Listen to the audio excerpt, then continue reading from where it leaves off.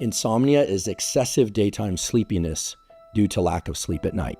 For many people who are early to bed, early to rise types, if they go to bed around 9 p.m., 9:30, and they only get 6 hours of sleep, they feel great. Whereas if they get the equivalent amount of sleep but go to bed at 11 p.m. or midnight, they feel lousy. Similarly, if you're a night owl, you're somebody that really prefers to go to bed around 1 or 2 a.m. and wake up around, let's say, 10 a.m., if you take that equivalent amount of sleep and you go to bed earlier, you're going to feel not so good. So getting the timing of your sleep in the 24-hour cycle correct and fairly consistent, that's the R part of QQRT. So I would take that 5 to 6 hours, and before getting out of bed each morning, I would do a 10 to 30 minute NSDR, non-sleep deep rest protocol, which will allow you to feel deeply rested and frankly, to recover whatever bits of sleep that you perhaps missed during the night. I found that to be a tremendously beneficial practice.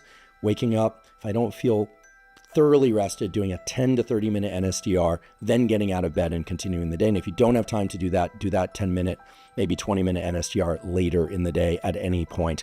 And I think you'll see terrific results, not just because you're recovering some sleep that you lost perhaps during the night, or maybe you just need 5 to 6 hours, but also because you'll get better at falling and staying deeply asleep through the practice of NSDR in the morning or at some point throughout the day. So if you're going to New York City from San Francisco, the best way, frankly, would be to get up an hour earlier, 2 days before you head off to New York, and then another day you might try and shift by 2 hours before you go, and then head to New York and do the last shift on the last day.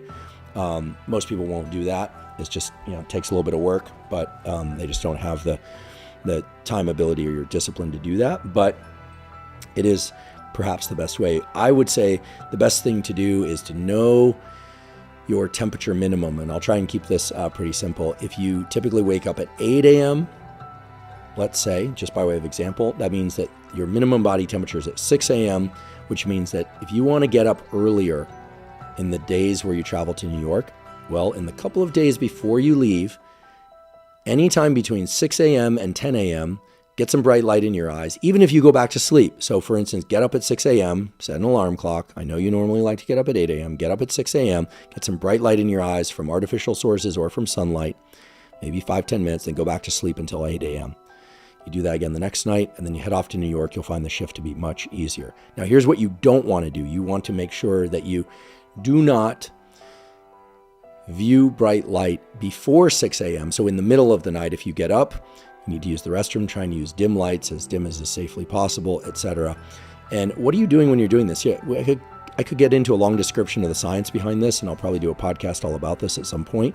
But really what you're doing, if you get up at 6 a.m. and getting some bright light exposure, is, if you think about it, you're kind of looking at a New York sunrise of sorts. Okay? If it's not a sunrise, you're getting some bright light that mimics sunrise, at least to some extent. Nothing's quite like sunrise, but to some extent.